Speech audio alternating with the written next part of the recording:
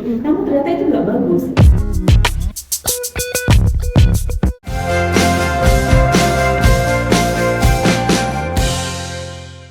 Nih Bu, misalnya nih Bu, kekerasan seksual itu terjadi gitu, tetapi si korban ini takut gitu, enggan ngasih tahu orang tuanya karena takut orang tuanya mikir kalau dia yang mancing. Kan kalau sekarang tuh kayak perempuan tuh kalau misalnya pakai baju seksi dikit dibilangnya mancing ya kan, misalnya dia udah dapat perlakuan kekerasan seksual tapi dia nganggap kalau ngasih tahu orang tuanya tuh takut kayak orang tuanya tuh takut malah bilang kamu sih gini gitu. Jadi kan kita nggak tahu nih mental seseorang tuh gimana, jadi dia tuh jadi punya trauma sendiri. Dan gimana sih nggak cara ngatasi trauma itu gitu. Oke.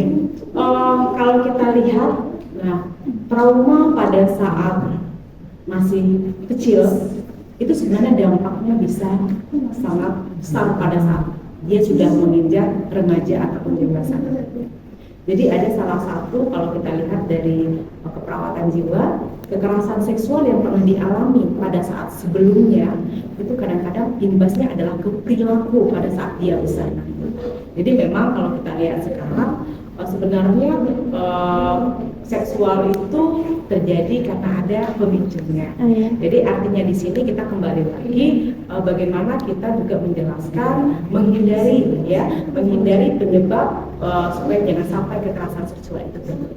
Kalau tadi bicara tentang pakaian, berarti kita menganjurkan anak kita bagaimana menggunakan pakaian yang sopan. Udah berusaha untuk menyampaikan sesuatu dengan cara yang bagus. Yang jelas di sini pendekatan ya kita dengan anak, yang mana sih harusnya yang wajar, yang mana yang harusnya boleh dilakukan, tepat tidak kalau menggunakan ini, itu harus kita jelaskan kepada anak. Tapi kan nyatanya gitu Bu, di kenyataan kehidupan kita pakaian itu tidak menjadi hal yang mengacu kekerasan seksual. Bahkan ada yang udah pakai pakaian itu sopan tapi tetap kayak ada gitu terjadi pelecehan gitu kan. Misalnya ada kayak misalnya dosen nih mandang mahasiswanya gitu kan. Kalau misalnya pernah terjadi kan kayak kasus terbaru kan di Universitas Pancasila katanya kemarin kan gitu terjadi. Jadi kan kita nggak bisa memacu gimana pakaiannya gitu Bu. Sebenarnya itu bukan hanya pakaian saja, ya. Jadi semua banyak faktor, ya, banyak faktor juga. Contoh kalau tadi bicara tentang mahasiswa, nah kita lihat lagi, kalau pada saat kita berinteraksi dengan dosen, pembimbing atau seperti apa, kita lihat dulu apakah ini berada di jam kerja apa tidak. Kemudian tempatnya ini kira-kira apakah ini melanggar tidak. Nah harusnya kalau jam kerja kita dari jam segini, berarti pada saat kita melakukan bimbingan, konsultasi itu di jam kerja. Tempatnya di mana? Di kampus harusnya. Ini salah satu strategi kita juga supaya tidak terjadi yang namanya pelecehan seksual di kampus. Kalau untuk di kampus kita sendiri ada nggak sih Bu tempat untuk pengaduan jika ada itu pelecehan? Kalau menurut saya kita sudah punya tim ya.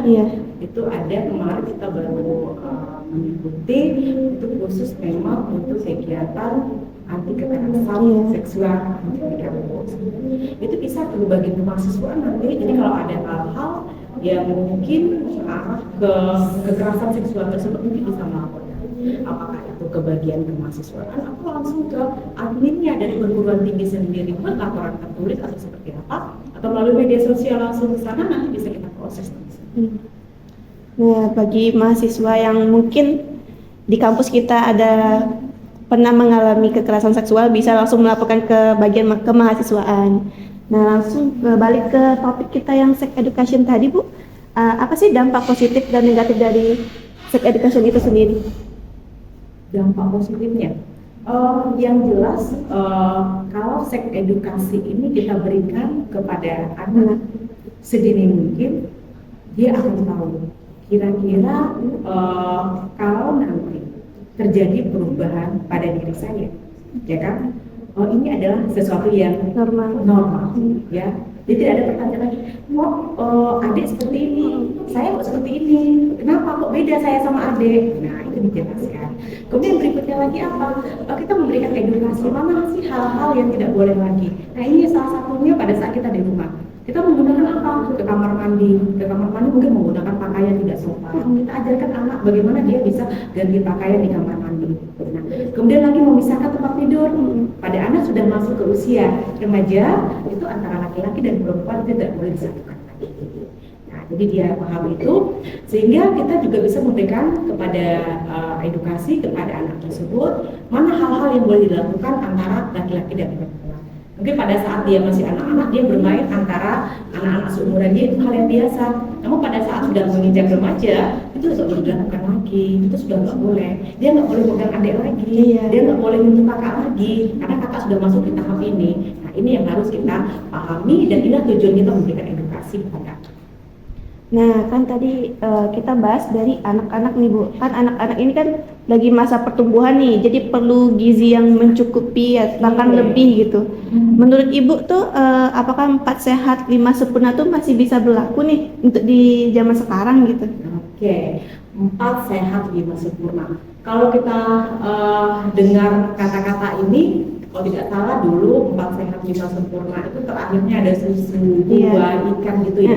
Nah, kalau untuk saat ini kita sudah menggunakan yang namanya gizi seimbang. Jadi gizi seimbang.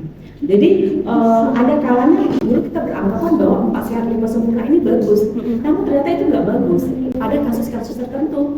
Contoh, kalau pasien ini dia mungkin tidak boleh karbohidratnya, dia ada riwayat gula, otomatis makannya dia nggak boleh ada karbohidratnya lagi, berarti dimodifikasi dong.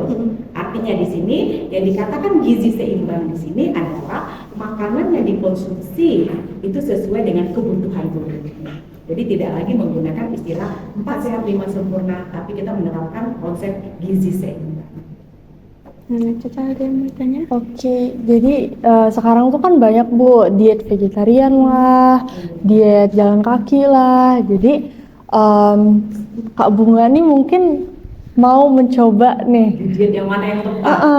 Jadi Kak Bunga tuh kemarin tuh sempat bilang kalau dia tuh mau mencoba diet vegetarian. Tapi apakah diet vegetarian ini mendukung untuk produksi tubuh? Oke, kita kembali lagi nih ya.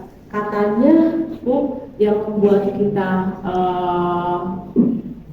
berisi istilahnya. Kalau yang lebih kerennya sekarang gemoy, ya, namanya gemoy ya. Itu karena apa ya Bu ya? Apakah proteinnya, karbohidratnya atau apa? Berarti yang bagus itu sayuran ya Bu. Nah, kita lihat lagi di sini. Ada yang mengatakan bahwa diet yang bagus itulah vegetarian katanya. Nah, kita lihat lagi komposisi. Apakah vegetarian ini sayuran semua? Apakah bisa dibutuhkan kalau kita butuh protein itu bisa kita penuhi dengan sayur-sayuran? Nah, contoh yang paling gampang itu kalau kita lihat adalah kedelai. Nah, kedelai ini kalau orang kita mengatakan itu sayuran katanya. Padahal itu adalah sumber protein. Diolah menjadi apa? Diolah menjadi tempe. Diolah menjadi tahu. Jadi ikan itu protein. Namun yang vegetarian tadi itu bisa diganti dengan kedelai. Nah, tahu dan tempe itu juga sumber protein juga. Nah, jadi kalau kita butuh protein itu bisa menggunakan yang namanya vegetarian dari sisi proteinnya. Termasuk sayuran, juga ada sayur-sayuran tertentu yang proteinnya tinggi atau ada proteinnya, tapi buah juga. Contoh bayam, itu bayam juga ada proteinnya. Buah markisa. Atau yang paling ini adalah durian. Nah, durian ini juga memiliki lemak dan protein yang tinggi juga. Nah, ini juga harus kita pahami dulu. Jadi kita harus paham, makanya pada saat kita sebelum kita mengkonsumsi suatu makanan kita paham dulu. Kalau durian ini kira-kira kandungannya apa ya? Nah, apalagi saat ini kita sudah menggunakan kemajuan teknologi, kita sudah bisa melihat dengan Google semuanya. Kita bisa menggunakan aplikasi ini untuk menentukan apakah ini tepat apa tidak, apakah seperti apa. Bahkan indeks massa tubuh kita dengan aplikasi pun kita bisa tahu kira-kira saya ini ideal apa tidak. Kalau seperti berat badan saya ini, saya harus menurunkan berapa kilo lagi. Dengan tinggi saya seperti ini, indeks massa tubuh saya seperti apa. Itu bisa kita lihat dengan menggunakan aplikasi ataupun secara manual. Kalau untuk defisit kalori itu gimana Bu? Kan ada sebagian orang bilang kalau mau cepat kurus nih harus defisit kalori gitu. Ya, kalau defisit kalori itu mengurangi asupan dari kalori yang masuk ke tubuh kita. Kembalinya ke diet lagi. Cuma diet tadi kita harus lihat dulu aktivitas fisik yang kita lakukan seperti apa. Jadi kita intinya yang kita masuk ya dengan yang kita keluarkan itu harus balance sebenarnya. Tapi kalau defisit berarti kan harus kurang. Iya. Kak, berarti yang kita masukkan dengan yang kita keluarkan harus banyak yang kita keluarkan. Iya. Nah, itu makna dari yang dikatakan defisit tadi. Nah, jadi masukkan nutrisi yang kita masukkan ke tubuh kita itu seimbang tidak dengan yang kita keluarkan tadi. Jadi aktivitas fisik kita itu juga harus kita ukur. Kira-kira dengan melakukan aktivitas seperti ini berapa ya kalori yang sudah saya bakar? Udah kita lihat lagi, kalau yang saya makan ini kira-kira berapa kalori ya? Berapa gram, berapa potong yang saya makan? Balance nggak nih?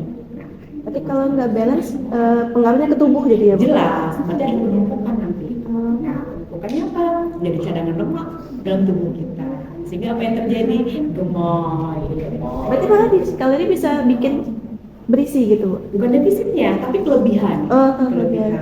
Ya, ada defisitnya.